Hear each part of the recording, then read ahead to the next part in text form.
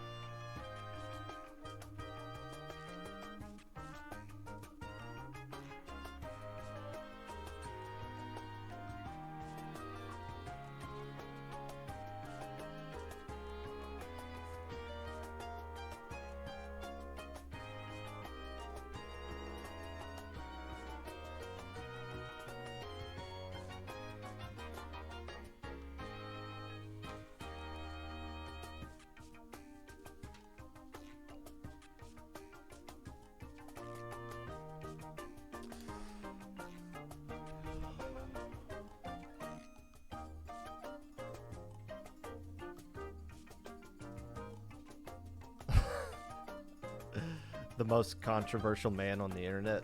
Is that me? That doesn't sound like me.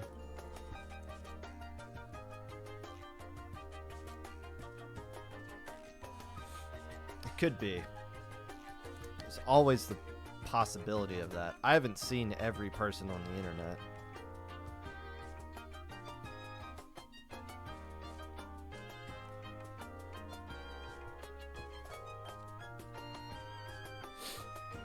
It could be me.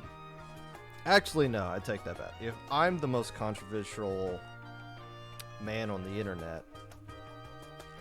No, actually, if I am the most controversial man on the internet, we're in a pretty good spot with the internet, then.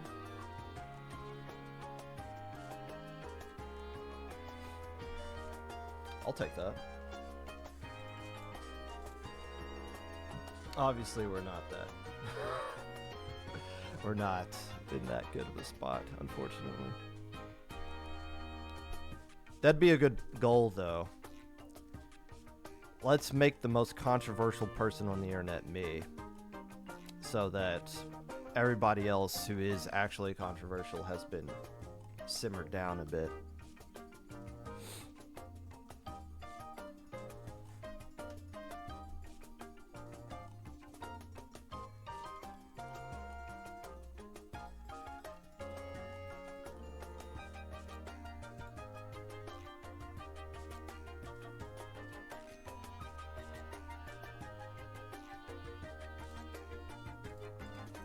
Give us your controversial take.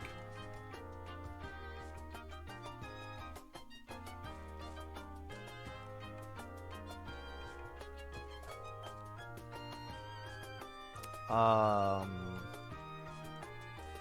think I really have one right now. I'm not really a fan of like hot takes in general, if that's kind of what, like, basically everybody on ESPN. Like, you don't actually believe that thing you're saying, but I don't really think pineapple and pizza is a hot take. But yes, I am a pineapple and pizza guy, but I also always thought that was like, oh, who cares? Like, that's like fake controversial. Just fine.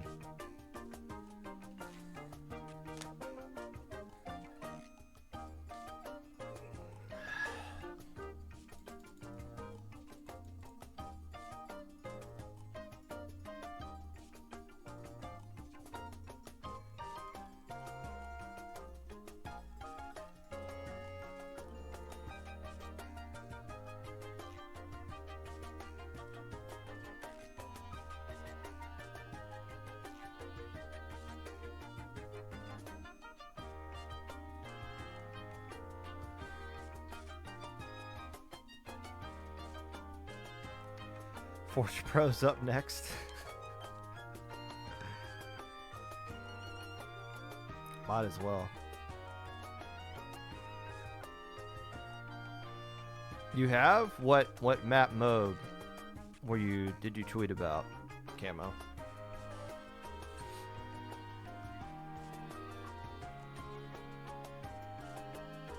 I guess I could search that.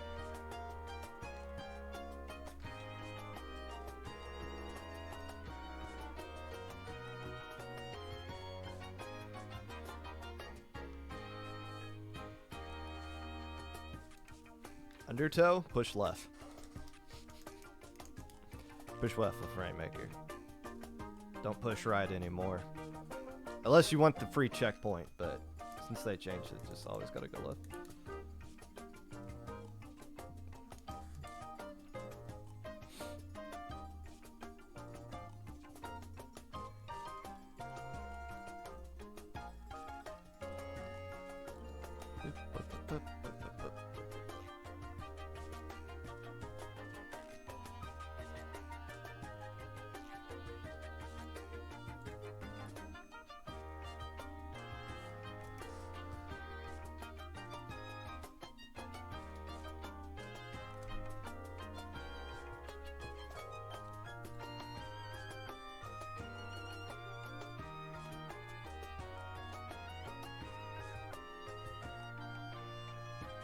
Wait, what did you do, Falca? I didn't. Oh, think what Stephen A. Smith would say. I don't really care what Stephen A. has to say about anything, honestly. I don't.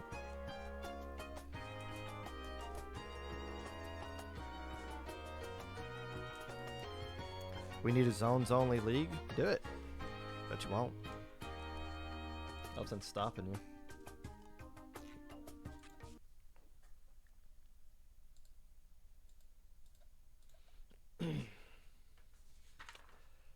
Hello, friends, and welcome back to the Popcast. Whenever you're listening to this, whether it be live or a VOD, Twitch or YouTube, or Spotify, while you're still hearing fireworks in your neighborhood every single night, trying to coordinate 3 Looty matches for your makeup Looty week, drunk dropping your team from Looty on accident, whatever it is that you're doing right now, appreciate you taking the time on your day to listen to this, unless I don't. So this is a Tuesday, a rare Tuesday episode of the Popcast. As you probably found out on Twitter, the reason I did not do an episode of this yesterday is because I had jury duty. So about a month ago, I got the little postcard in the mail that said, "Congratulations, you have to pass judgment on somebody." So it's weird because it tells you the date like a month ahead of time, and it's like if you don't show up, you're going to be court-martialed. And it also tells you like just because your group is going doesn't necessarily mean you actually have to show up. Like it says, wait until Sunday at 5 o'clock, like the day before at 5 o'clock to call and see if you actually need to go or not. Well, I did end up getting the DM or I guess the email beforehand to let me know that I had to go in. So I knew. I go in there and I show up on time, and I wore pants. You know, I put on a nice top. You know, I dressed nicer for that than I did for work. And it was like me and 200 other people. I go in there, I fill out the questionnaire at the start. We watched some like a cheesy video about being on the jury. And then like they divided us up because there's like 4 different courts going on at the same time. Half the people got to leave because their case got sent to a plea deal, so they didn't even make it out of that room. They were like, you're already go home. Like there's no even court going on. And then so my group went off to our court like a couple of hours later, and I was juror number 52, which was weird because there was like 60 people in my group. So we actually go to the courtroom. We sit in the court. We see the defendant and the state. It was a criminal case, and like they had to select who was our group of 60. We had to get whittled down to 14. So what they did is they moved 14 people into that box at a time, starting with juror number 1 through number 60. But they got halfway through. Once they finished the group of 28, they already had all the jurors they needed. So the rest of us just were like, we don't need you guys. You guys get to go home. You're done. So I'm assuming since I was juror 52 out of 60 that I was like way, way low on the list to even get potentially put onto the jury. So I was just there just for like half a day doing nothing. The only word I said in the building the entire day was here when they called my name. That's it. I never said anything else. And then I was just there until they told me to go home.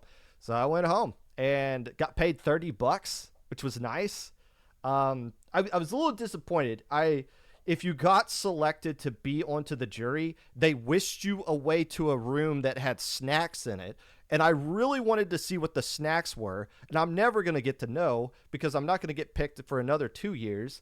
So I don't know. That was my jury duty experience, for what it's worth.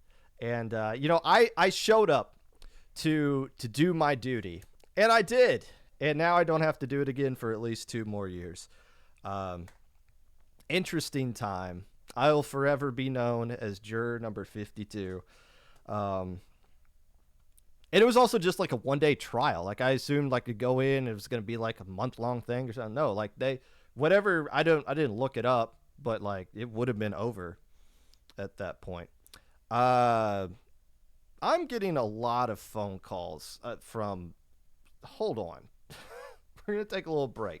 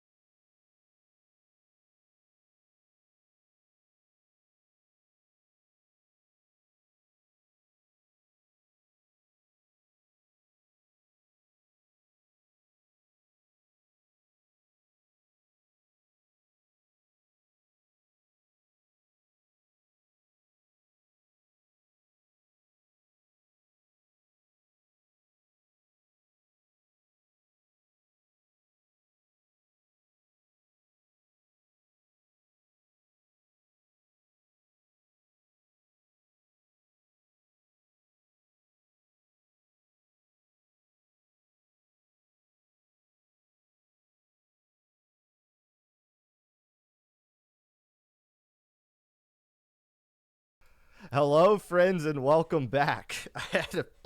I had several missed calls from work, so I had to turn my attention to that. Okay, that was jury duty. We're moving on. News of tournaments that may be of interest to the casual listener of the Popcast. Proving Grounds is this Saturday.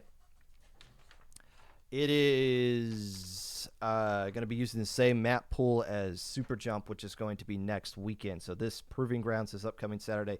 If you're looking for one more tournament to handle,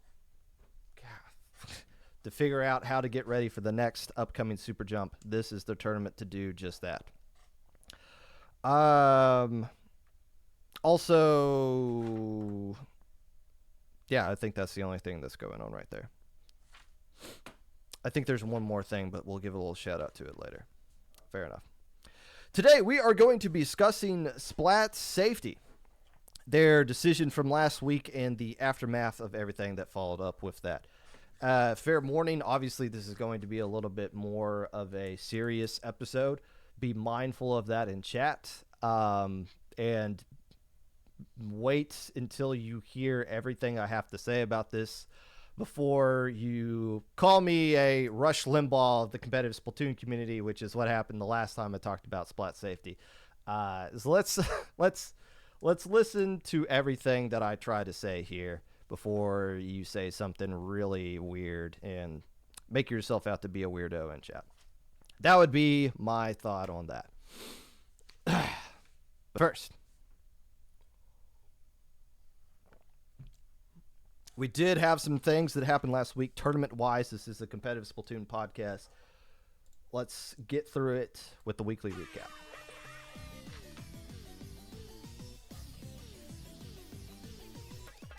Paddling pool number 274 took place last week. It was won by Comp Diff. Mango Heck Mech took second place, and Wide Guard rounds out your top 3. It's unfortunate that on the eve of Independence Day, America cannot win an European tournament. I feel like that is just a disappointment from ourselves. The Americans were on the third place team, and the Europeans actually won their own weekly. Unfortunate for that. 34 teams played in paddling pool number 274. SOS number 153 took place later on Wednesday night. It was won by Jaxa Gronk. That is that a slur? Booyah finished in second place, and Monsoon plus Harshey rounds out your top 3. America can't even win SOS. Jack's team was from Australia, Shockwave team. We can't even, on the eve of Independence Day, America cannot win a single tournament in Splatoon. This is just flat out unacceptable. We are doing Independence Day again this week, and we're going to keep doing it until we get it right. Darn it. Now, also, if you're wondering, well, nobody plays in tournaments when Ludi is going on. Over 70 teams played in this SOS in the middle of Ludi Week 4. Hammerhead was won by Never Back Down, Never Bounce. Mako bracket was won by the Howdy Hat Pirates. And the Lantern bracket was won by Rave Yard. Little Squidly number 41 took place on Saturday afternoon. It was won by Ribbity Rip, a Riptide, the team, not the land. Onigiri finished in second place, and good old Krill Streak rounds out your top 3 in the Platinum bracket. Usually I do a deep dive into Little Squid League, and there is a lot to talk about with this tournament in particular. They're now under a different org in MIT, where they weren't under anything beforehand. They changed up their format yet again and limited the amount of teams that signed up to make sure their format worked the way that they wanted it to. Just not appropriate to do a deep dive into it today, given the topic that we have. So we'll hopefully have an opportunity to talk about LSL a little bit more next time. Gold bracket was won by Squid Bitty Toilet, and silver bracket was won by Urine Trouble. Oh my gosh. It's unfortunate that I know what Skibidi means, so I have only myself to blame for that. Ludi recap week 4. In Division 9, Eating Your Veggies got a 5-3 win over Seagull. Division 4, Solo Q got a 5-4 win over Just Squidding. Division 7, the Land Crabs got a 5-4 win over the Ink Drinkers. Division 1, Corrupted Light got a 5-4 win over R1904. And in Division X, the number 1 overall seed in Ludi lost to Golden Hour. Black Lotus losing the Golden Hour 5-4 in the best Div X we've ever seen, ever. And that was your weekly recap. Sponsored by the Big Dapple Tournament. There is a big land going on this weekend. Are you sure about that? Are you crazy sure about that, Falco? Now I'm going to have to look that up, because I'm pretty sure.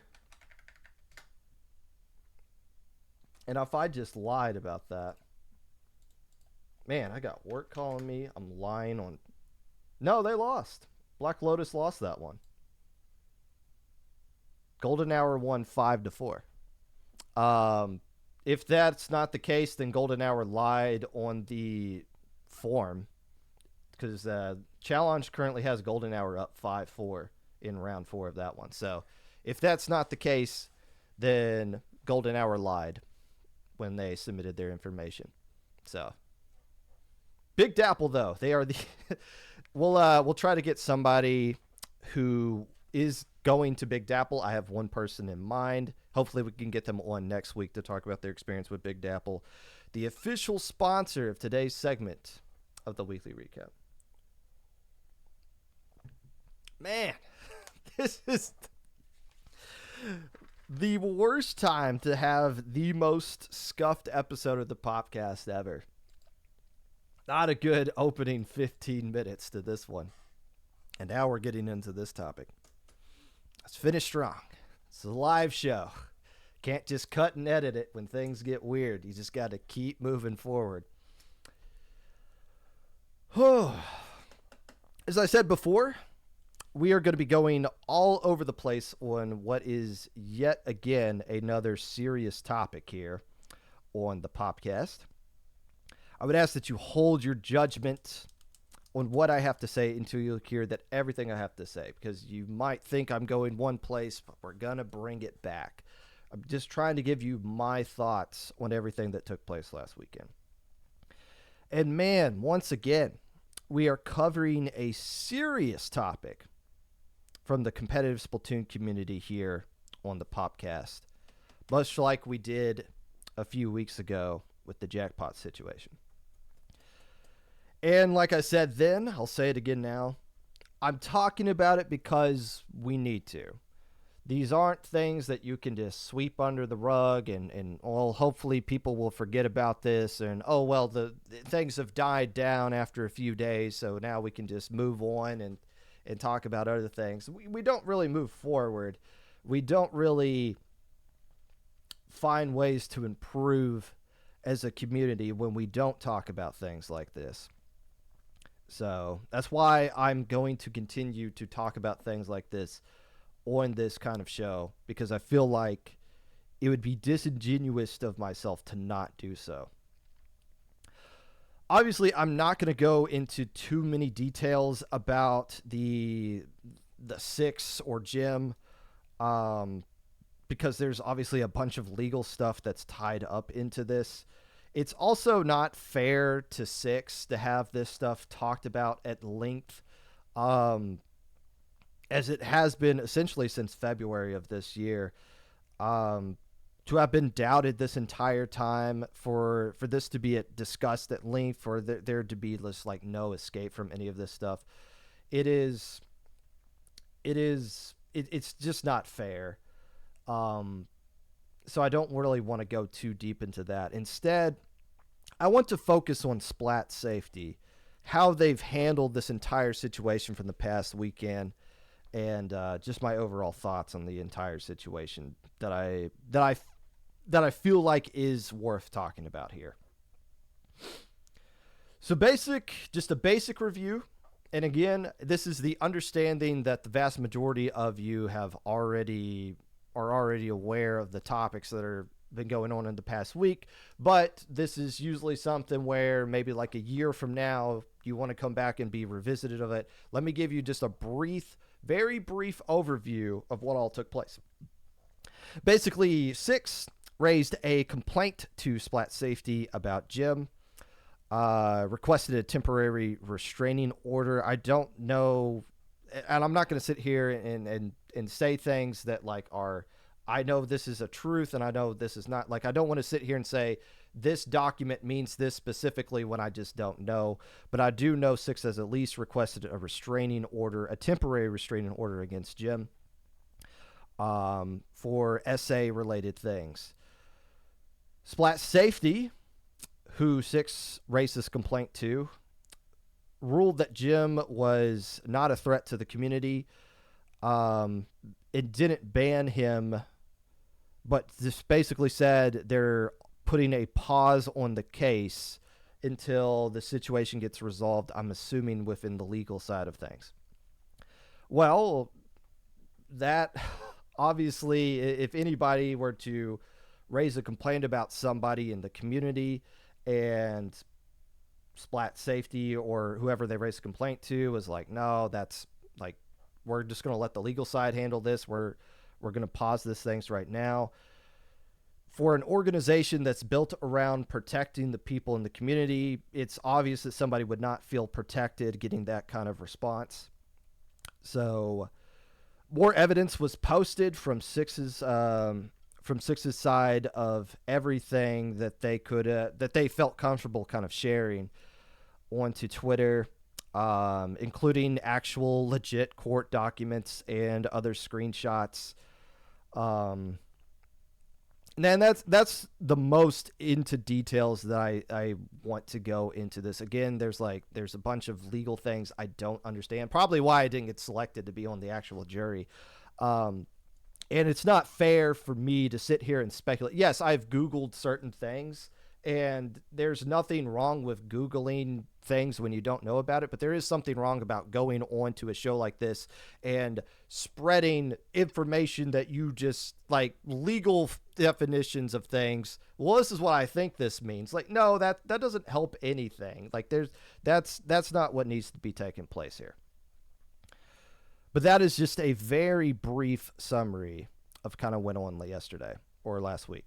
And obviously, myself included, saw the screenshots and all the evidence that was promoted and came to the conclusion that, yeah, this is that what What in the world? How could you not at least issue some sort of temporary ban for this kind of particular things? One of those screenshots literally made me throw up in my mouth as I was reading it. Like it's not it's not good.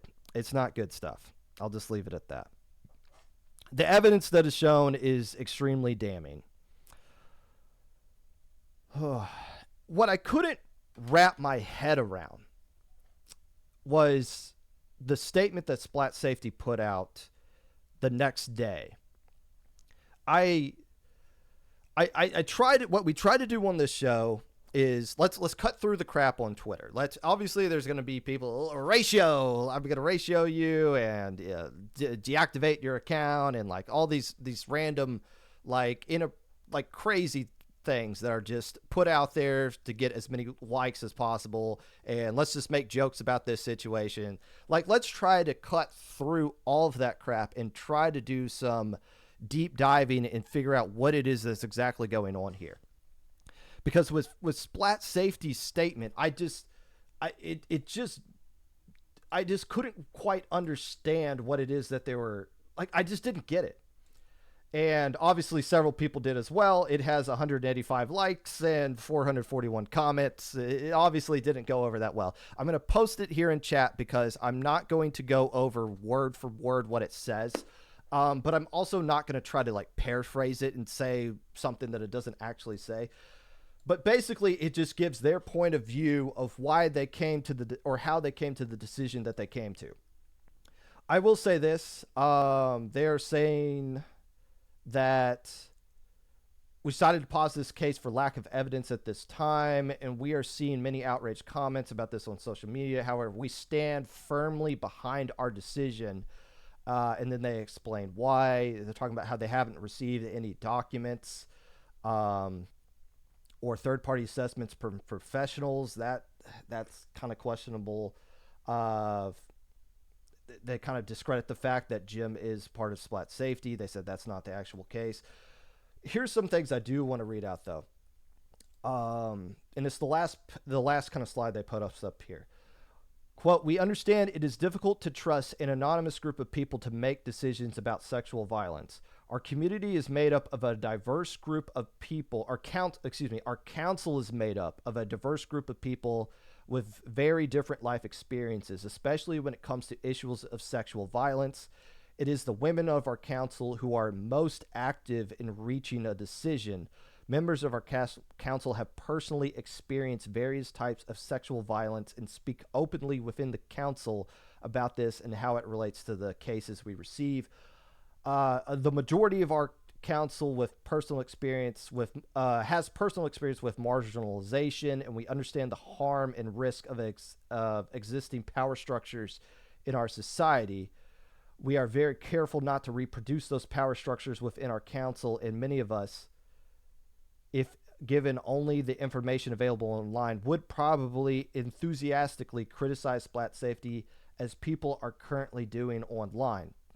And yet, after careful consideration of all the documentation and testimony that we were able to obtain, the 10 Splat Safety members who reviewed this case have unanimously decided that the current level of evidence does not warrant punishment of the accused at this time." I read over that when it came out on July the 4th, and I just read over it and I pondered it for a couple of days, and I couldn't fathom what I'm just trying to understand what's going on with that, because they admit that they see the same things that the rest of us are seeing, and the things the rest of us are seeing are outrageous. It's absolutely outrageous. And they even admit, like, if you knew, like, if we just saw that, we would be thinking the same thing as the rest of you. And we have members on the council who have experienced sexual assault before.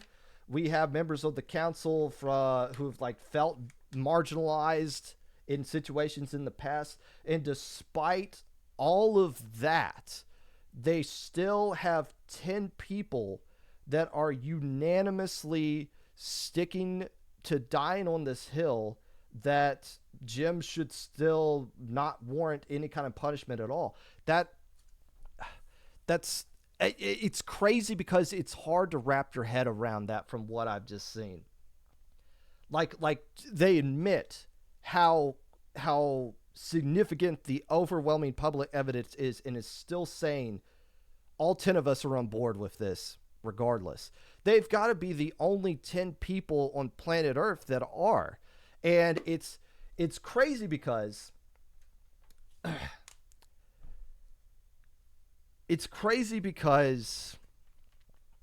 like it's getting 10 people to decide on anything unanimously. 10 TOs to decide on anything unanimously is impossible. Trust me, I've been in IPL leadership meetings. Every single one of us has a different opinion on things. I can't even get Brush to agree with me on low ink things half the time, which is good. Like, we need people with different ideas, but I couldn't think I could ever convince 9 different Brushes of anything at any point. And that's mostly just because Brush is Brush, but we love him anyways. So just because of that, there's only 3 possible scenarios, and I tried to think of more. Is there like something really far out of the realm of possibility that I'm thinking of here that I'm missing?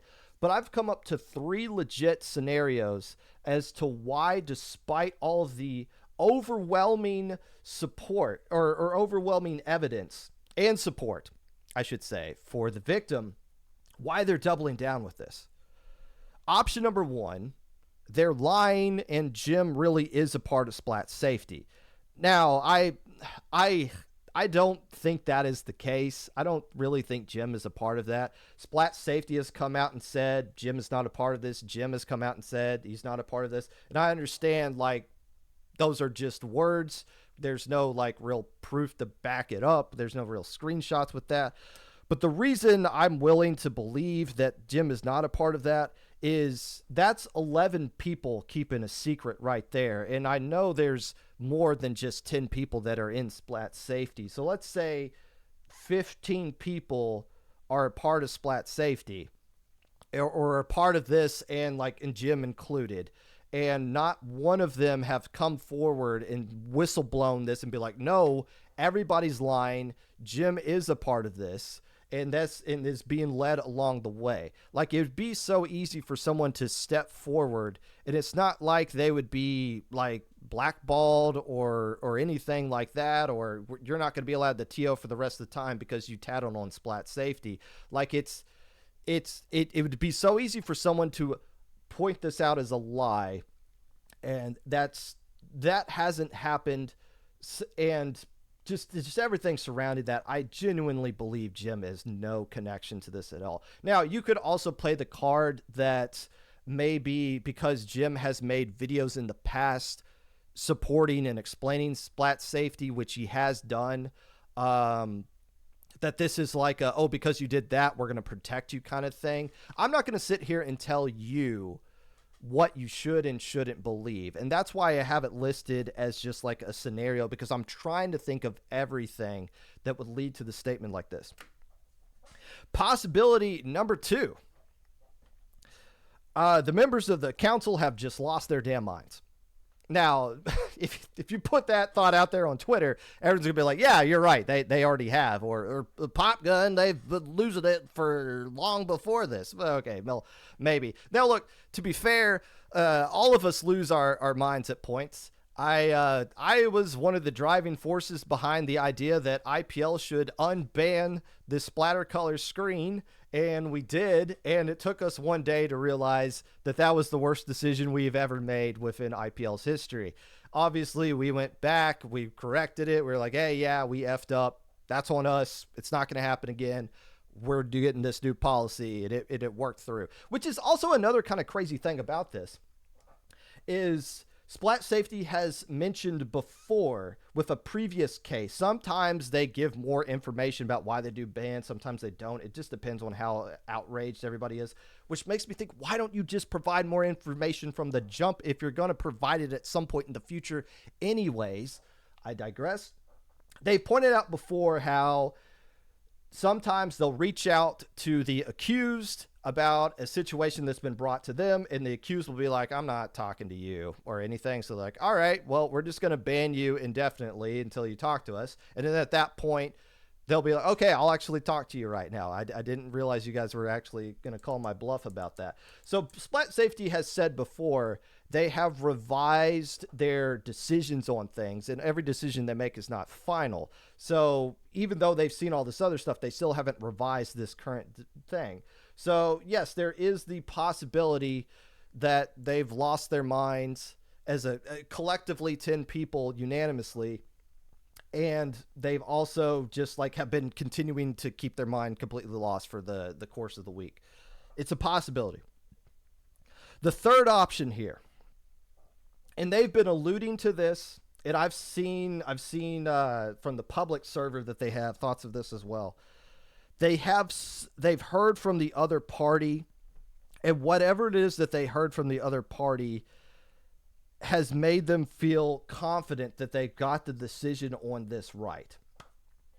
Now, I think that is the case because obviously there is like another side of this we haven't heard yet. But I don't think we're going to hear that. I don't like whatever evidence Splat Safety got to see. We haven't seen that, and I don't think that is something that we are going to see anytime soon. So I think that is the case of what happened. However, just because Splat Safety has seen it does not mean that the rest of us have to fall in line with something that we cannot see.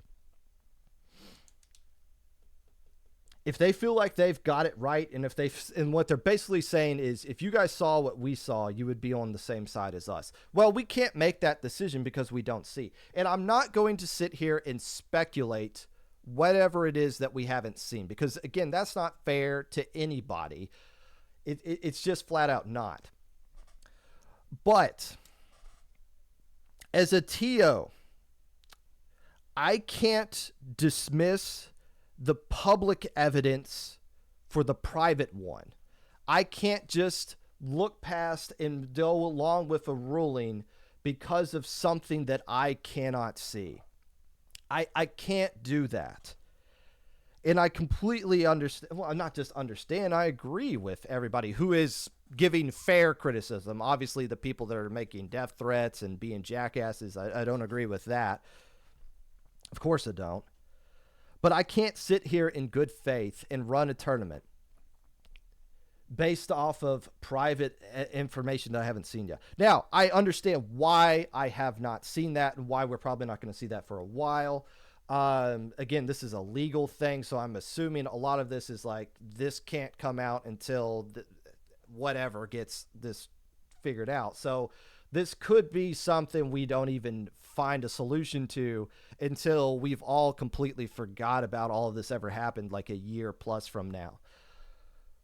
But again, just because that exists and Splat Safety has seen it and it's obviously been powerful for them, that doesn't mean we can just dismiss everything that we have seen and just be like, well, let's just let these things get figured out in the courts. I understand the position where the council is coming from, and I'm glad that when I read that post, they understand the position where the rest of us are coming from, because that is the position that we have to be in right now.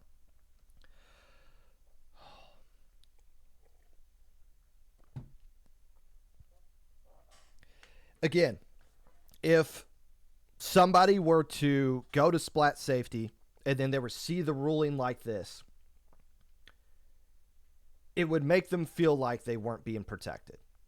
It would make them feel like they weren't being listened to. It would make them feel like they aren't being, that is, their complaint's not justified. Oh, let's let the legal system handle this. Well, if we just celebrated our Independence Day, July the 4th, 1776, up until July the 9th, 2024, the legal system has been insanely biased. And, well, I mean, it just flat out sucks. They did make the right decision of not putting me on jury duty, though. I probably would have been horrible at that. Oh, but let's try to circle some things back around here. The us that I was referring to, the fact that Splat Safety should understand us. Us being the check and balance system that is in place to make sure Splat Safety doesn't run rampant across this community, which is something you see a lot, not just in this instance, but anytime Splat Safety sneezes, there's somebody that will go on Twitter and say, why do we give so much power to an anonymous group of people to run our entire community? I see that every so often, and you will continue to see that in the future, even though I am about to explain why that is not true. Splat Safety has no power. They have zero power. They cannot keep anybody out of any tournaments. They can't stop anybody from showing up at a LAN. As a TO, you are the one who holds all of the power of your tournament. You can decide who plays in it, whether they're banned from Splat Safety or not. You can decide who, you can just ban anybody for any reason that you want to. They are not an organization that runs the community. The TOs and the orgs are the ones who run the community from their own individual tournament that they oversee. Splat Safety doesn't have any power. The signatories of it are the ones that gave them any kind of authority. And there have been times, at least once in the past, where a signatory said, nah, I'm not following the decision of Splat Safety. We're going to override that. And I went through and looked over Splat Safety's Twitter because I wanted to do a little bit of research before I talked about this today. Because it's kind of funny because you see a lot of people constantly say things about, I wish there was more transparency from Splat Safety. And then Splat Safety will release like an FAQ or like a follow-up or just like a check-in, be like, hey, we haven't said anything in a while. This is why we're lacking on members or something like that. Whenever Splat Safety releases a document, the same people that say we want transparency are also the same people that say this is too wrong, I'm not going to read it. So like, all right, fine. Well, so I actually went through and I read through everything. There have been 30 different people that have been publicly banned on Splat Safety's Twitter. And hilariously enough, the very first ban took place in July of 2022, of 2020, 4 years ago. And the main complaint on that one was, I don't think you guys should be announcing any of these bans publicly, which how far we've come as a community now. It's like, why aren't every single ban announced publicly? But I counted 30 different people that have banned through the public side of Splat Safety. Now, obviously, this gym situation was a private one. They didn't come out and release a statement. They just privately said, no, we're not going to do anything, which, of course, would make somebody feel like they weren't being protected in that sense. But of the 30 public rulings, I could only find one instance where the general public disagreed with the public ruling. It only happened a couple of months ago. It was March of this year. Now, Splat Safety issued like a follow-up statement to that particular case and like, here's why we came to this decision. We still stand by it. But that was the only time where publicly everyone was against it. Now, you'll still see negative things every single time Splat Safety announces a ban. We're going to cover that because a lot of those complaints are legit and something that are worth discussing. But if you look at the bans themselves, 29 out of the 30 of them have been met with, yeah, banning this person was right. There's just something else that needs to be addressed, though. One of those 30 was a TO for in-game TV who received I think initially it was like a 4 or 5 month ban, but then got elevated to a 10-month ban later, essentially for calling for genocide against just like the tweets they were putting out were extremely anti-France. Let's just say that. And in-game TV was like, nah, like we need this person to run this LAN, and allowed them to run the LAN and allowed them to even play in the LAN which was like, come on, really?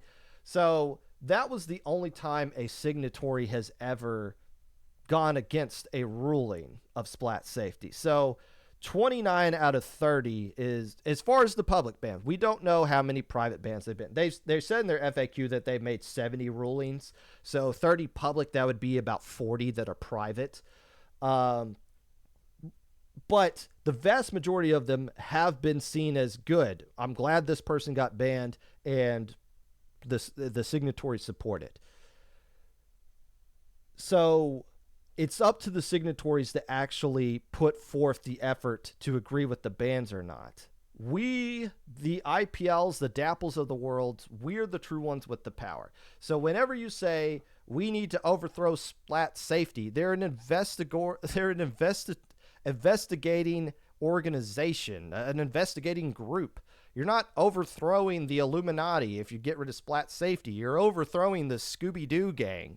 Like that, they don't have any power that they're actually doing stuff with. It's all the orgs, the TOs. If you create a tournament because you're 13 years old and you have access to Battlefy and you want to make AI art to make your logo for your tournament, congratulations, you have more power than Splat safety, because you can actually decide who does and doesn't play in your tournaments at that point.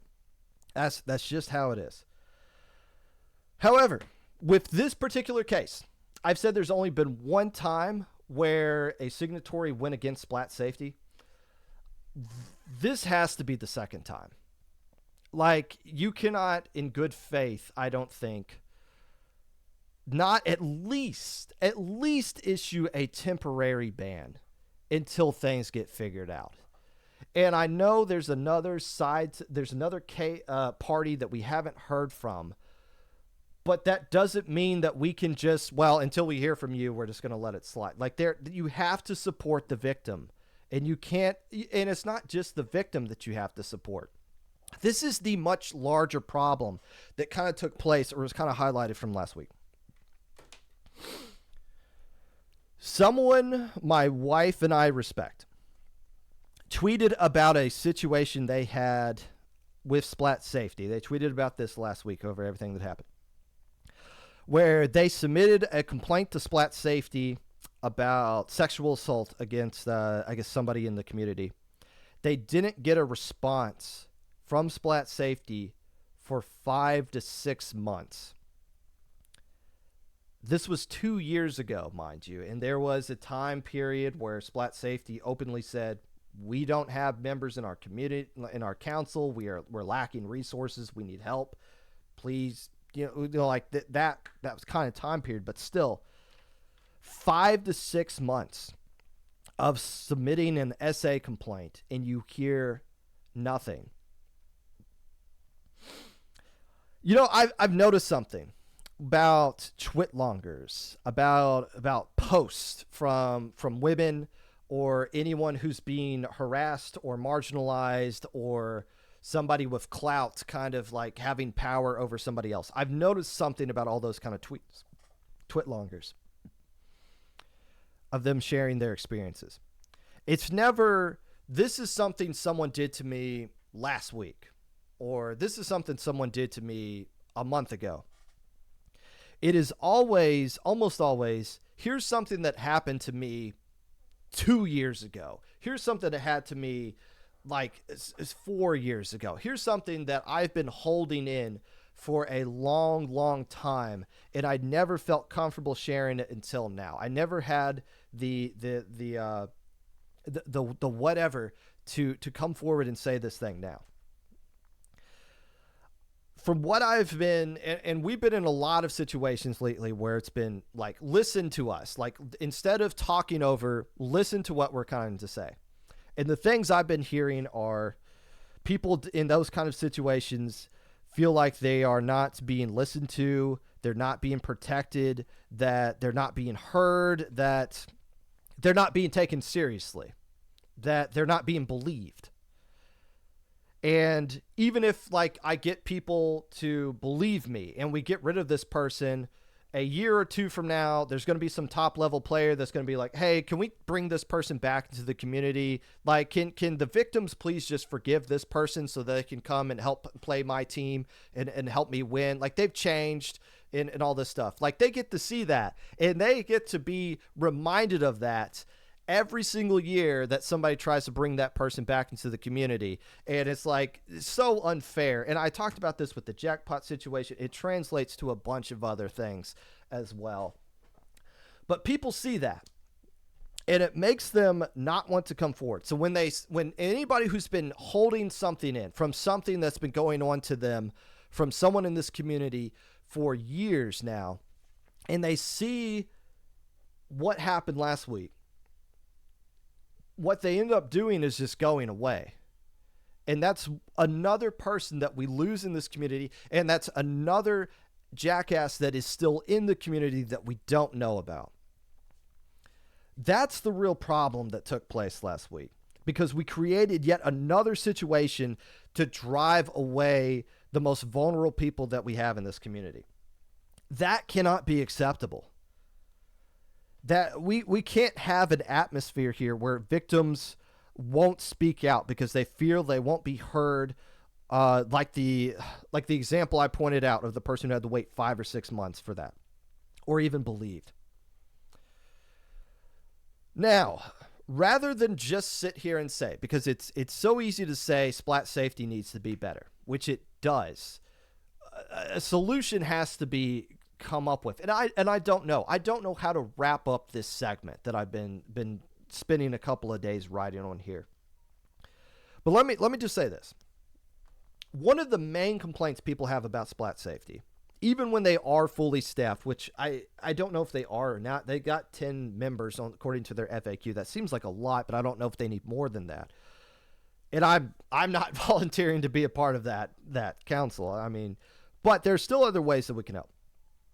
But the main complaint is that they've just too slow with their rulings. If you look at their FAQ post, which if you're going to gripe about Splat safety and not look at the statements they actually put out, like what are you trying to actually accomplish here? Like, what's the narrative you're actually trying to say? But if you look at the FAQ, they mention about why it takes things so long, because it's just about how thorough that they are, but they talk about the length of time that it takes to do these things. I want to find the actual thing because I don't want to misquote, but they basically, in practice, we take about 3 months to complete a case. In rare and exceptional circumstances, such as when many people need to be interviewed and they are difficult to reach, cases can take between 6 and 10 months. Oh my gosh. That is crazy. Now, one thing I do want to point out, if you come to me and say, like, hey, this is going on in Proving Grounds or Low Inc., or this person's constantly playing in IPL events, I think you should know about this. Whenever you send us stuff like that, I might not have the resources to look into or like launch an investigation into people like that. We have done investigations to IPL before, but there's a lot of times where somebody ends up getting perma-banned from Splat safety, and people are like, why'd it take so long? A lot of times that person was already banned from other orgs anyways, or like just like put on a temporary kind of hold till things get figured out. But still, that's a long amount of time, and they're doing it to be as thorough as possible. But another issue that they have is they have, according to this FAQ, 30 cases that are open right now. And also they receive about 12 new reports a month. That's their workload is insane. For volunteers, the amount of stuff that they are doing and that they're actively seeing is insane. And of course, there's no way they're going to actively rule all of those correctly when they got so many of those going on. And keep in mind, I know some of the anonymous members of the seating council. It's pretty safe for you guys to assume that there's somebody from all the major orgs that are part of it. I'm making a heavy assumption. I know obviously some IPL folks are part of it. That would be crazy if some weren't. I'm just assuming there's at least some representation from the other bigger orgs as well. And I also know some people are part of the seating council that aren't TOs at all. But man, 30 cases being handled. But here's the problem. Here's what I think should be addressed. 30 cases is a long time to get to, but when you hear the word 30, you think there's like all 30 are sexual assault cases. I don't know if that's the fact. I don't know if that's true or not. I have been DM'd before by the Splat Safety Parent, which is just like the alt account of whoever the anonymous member is. They DM'd me because they wanted some information about a case they were working on, hoping I could help them out. And the case they were working on was somebody that was alleged to have been alting in low-level tournaments, including low ink. And, I helped them out. I gave them the information that I have. But also at the same time, I'm sitting here thinking, is that what we need Splat Safety for? Like, if they're supposed to be helping out the TOs, I don't need them investigating low ink alts.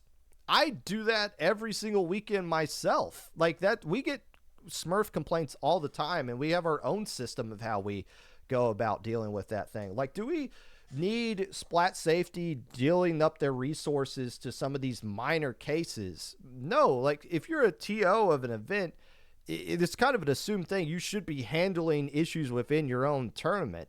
So, like, if those kinds of situations, if we could just find a way to where Splat Safety can delegate these minor things to us and just let us handle it, that's one less case they have to worry about, and it's one thing I can very easily handle on my own. Does it like, even alting, I believe, is just a level 1 offense, which according to their code of conduct, a level 1 offense is just a warning in cases, whereas like if you were to alt in the low ink, oh boy, you are in a lot of trouble within all of IPL. You're not getting a warning. Your teammates will be lucky if they get a warning, because like we're going to look into them too to figure out what's all going on with that. But like, do we really we don't need Splat Safety for that kind of stuff. So if we can take on, we the orgs can take on some of this workload and have them delegate to us that stuff, let us do it. Like that's what it should be. What Splat Safety is there for is the things that I can't do. I can't do a 6-month-long investigation. I can't. I flat out can't. I'm a 34-year-old doofus talking into the corner of my room, and for some reason you guys are listening to me. And I also do this Splatoon thing as just a hobby to distract me from the fact that I'm not good enough to be on jury duty. That's what Splat Safety should be for. And I feel like we as orgs, as signatory Splat Safety, should be checking in with them more often, being like, what do you guys need from us? Like, what support do you guys need from us? Like, how can we help you guys make it better? And I feel like they're doing a lot to help us out, and they're taking a lot of bullets and arrows from us. Obviously, I do not agree with the decision that they just made last weekend, but every other time they'll put out a good ruling and they'll still get dunked on for it anyways, just because that's just how people see Splat Safety now. We need to help them out. We being the orgs. Because if people don't want a shadow organization having all this power, then you need to come after me. Because I am one of the many TOs that give them that power that you don't want them to have. The big orgs are the ones that control our own tournaments. So hold us accountable. And I've always said that. Hold the TOs accountable. And if there are situations that you feel like you're not comfortable going to Splat Safety because of this past thing, and it's somebody that's playing in one of my tournaments, come to me. And the same thing, if there's a TO of another tournament and something's going on there, you need to go to that TO. And if that TO can't handle it, then they don't need to be TOing. I'm not sorry for saying that. That is what we are signing up for. It's not what we want to do, but if you're going to be taking on this position, It's what you have to do for the betterment of the entire community. And it drives me crazy whenever somebody does get banned and the first response is they'll ban this person, but they'll let all these other monsters run free in the community and they won't ban them. Who are you talking about? I've reached out to some of those people in the past. Like, I'm not trying to be a jackass. I just want to know. You said there's a bunch of these other people. Who are you talking about? Because I don't want them playing in my events either. If there's some sort of open secret of all these people that are playing in events, let's work together to get them all out. Whether you want to go through Splat Safety or a TO, I do not want to be driving innocent people away. I don't want people who are victims of horrible things to feel like this is a community that's not the place for them. Obviously, a lot of them do, and you cannot blame them for that. Let's fix that. And I feel like that's the only way I can kind of close this out.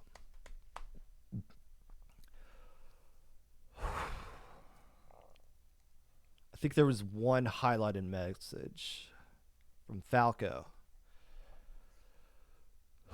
Regardless of the legal decisions made from the case, we cannot rely on an organization such as Splat Safety, who has no paid incentive to make the best and important decisions for the community. It is not their full-time job, and nobody asks for them to have the power that they think they hold. That we do not need to rely. I probably should have read that before I went on the rest of my rant, because I feel like I kind of covered my thoughts on a lot of that stuff, but fair enough. So there we go. Also, if anyone clips any of this out of context, I will find you and I will give context to your tweets. That happens from time to time, but it is what it is. All right, so I'm going to go see why my phone's been blowing up during all of this, but we're going to call that an episode. We are going to be back on Wednesday recapping the Big Dapple. I got someone in mind that I want to have one for that. We are going to raid Rose of Battle. If you'd like to be a part of the Popcast anyway, feel free to reach out with me. Discord at Popgun, YouTube at 25Popgun, Twitter at Popgun, Mr._Popgun. Enjoy the rest of your day and enjoy the fireworks that are going to take place tonight and for the rest of the week.